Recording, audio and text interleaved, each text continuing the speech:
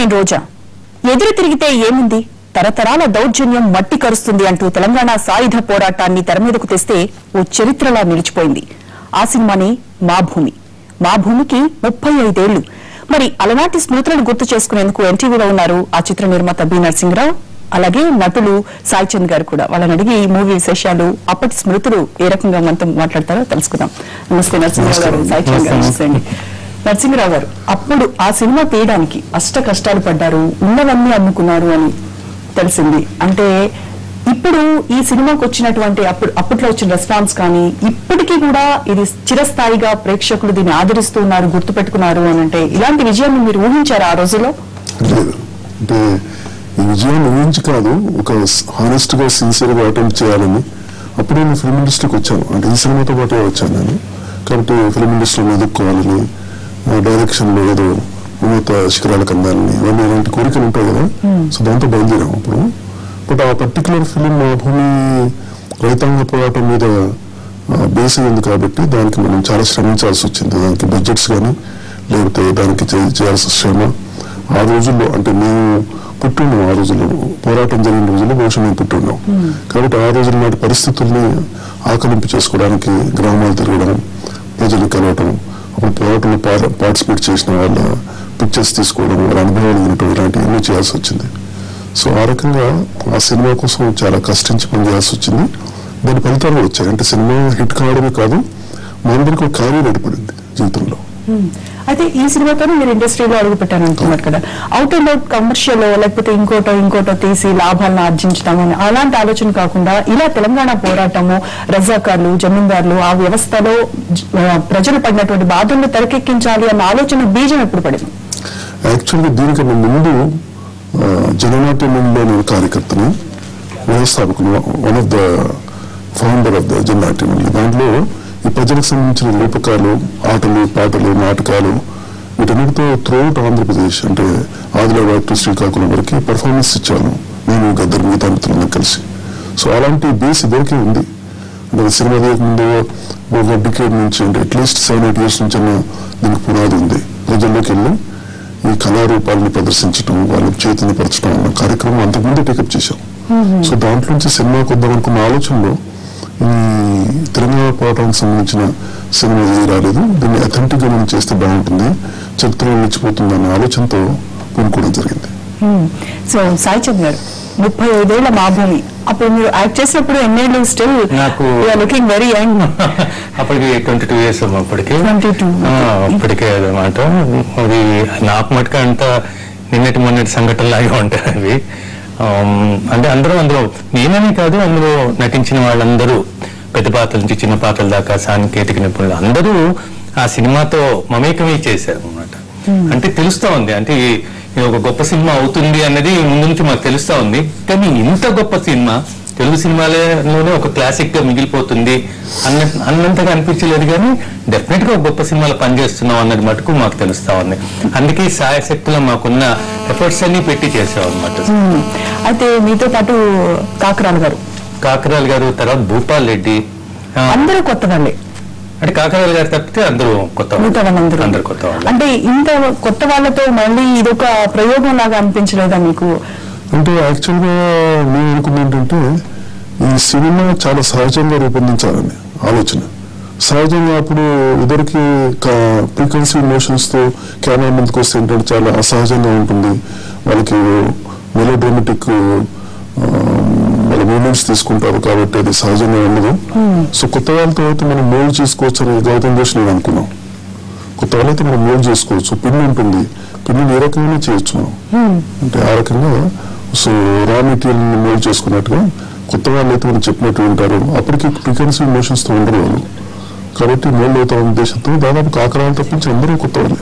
కొంతమంది స్టేజ్ ఆర్టిస్టులు ఉన్నారు, వాళ్ళకి స్టేజ్ ఏంటంటే ఒకేసారి స్టేజ్ మీదకి వెళ్ళి మొత్తం పర్ఫార్మ్ చేయడం కదా, లైవ్ పర్ఫార్మెన్స్.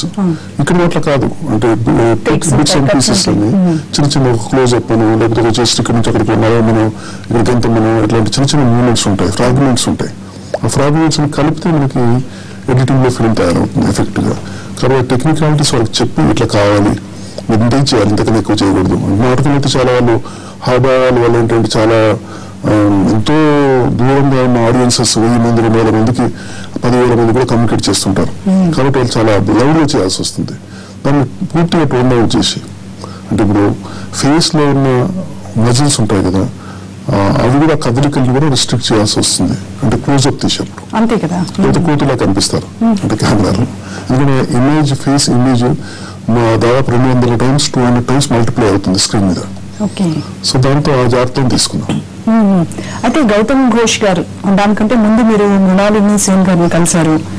మరి ఆయన ఎందుకు డైరెక్షన్ కి ఓకే చెప్పలేదు? దీని గురించి మాట్లాడుకుందాం. నరసింహరావు గారు, మా భూమి సినిమా నుంచి ఒక మంచి సాంగ్ చూద్దాం, పాలబుగ్గల సాంగ్.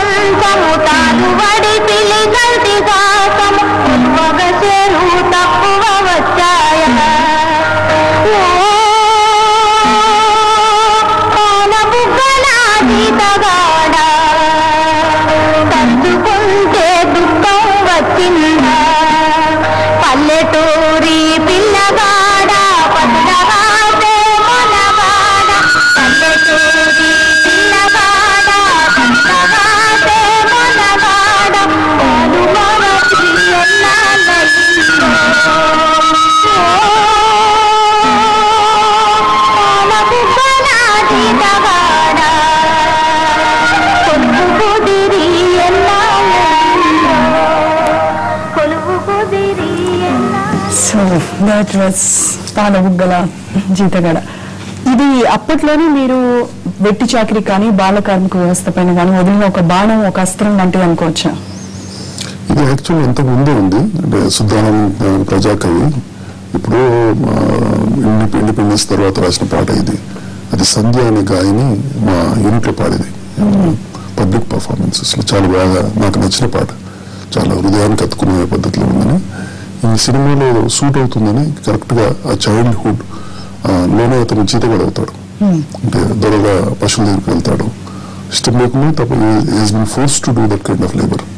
సో అప్పుడు ఈ పాట బ్యాక్డ్రాప్ లో బాగుంటుందంటే గౌతమ్ ఘోష్ ఏమైనా ఉంటే దీన్ని మనం టైటిల్ సాంగ్ కింద వాడదామని ఆ పాటను టైటిల్ సాంగ్ కింద వాడాం. ఓకే, మళ్ళీ డైరెక్షన్ గురించి మాట్లాడుకుంటున్నాం. నరసింహరావు గారు, మృణాలిని సేన్ గారు గౌతమ్ ఘోష్ గారిని మీకు పరిచయం చేయడం జరిగింది. మృణాల్ సేన్ ప్రాక్టికల్ గా అతను అడిగాము మనం, అంటే ఫిలిం చేయమని. మృణాల్ సేన్ బడ్జెట్ అడిగాడు. Budget it was very little budget we had. Okay, so which I mortgage my house and we brought ₹1 lakh. But he said that it's very difficult to make a film within so much, a little micro budget. So then maybe Gautam Ghosh may be suitable to. He is a documentary filmmaker and is aspiring to make the feature film. So you are also young and he is also young. Maybe best wishes to you అని అన్నాడు. అప్పుడు we approached Gautam Ghosh. అప్పటికే అతను documentaries చేసి ఇంటర్నేషనల్గా పేరుగాంచాడు. ఉదయరాజన్ film festival ఆయనకి hungry auto డాక్యుమెంటరీకి grand pics వచ్చింది. So short into prominence as a documentary film maker. First film feature film కాబట్టి అతను ఎఫర్ట్స్ పెట్టి చాలా హానెస్ట్గా 2 years మాతో పాటు ఉండి శ్రమించి మేము అనుకున్న పద్ధతిలో, అంటే అతను మేము అనుకున్న పద్ధతిలో సినిమా తీసుకురాగలిగాం. అంటే తెలుగు రాదు కదా గౌతమ్ ఘోష్ గారికి? తెలుగు రాదు, బట్ ఏంటంటే Gautam Ghosh is very intelligent guy, very intelligent. So we used to translate into Hindi or English whatever, and he could able to speak broken Hindi. Okay. So కాబట్టి మనకి ఉర్దూ బేస్డ్ కొన్ని పదాలు తెలుస్తాయి కదా తెలంగాణలో.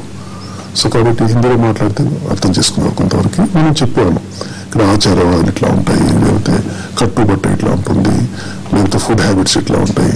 అతను కూడా మేము రీసెర్చ్కి వెళ్ళినప్పుడు కూడా మార్నింగ్ బయటకు వచ్చేసి అన్నీ అబ్జర్వ్ చేసేవాడు. ముగ్గులు వేయటం, అలకటం, ఊకటం, నీళ్ళు ఎత్తుకుని తీసుకెళ్ళడం, వాటర్ క్యారీ చేయడం, ఇవన్నీ చాలా జాగ్రత్తగా అబ్జర్వ్ చేశాడు, ఫోటోగ్రాఫ్స్ తీసుకున్నాడు.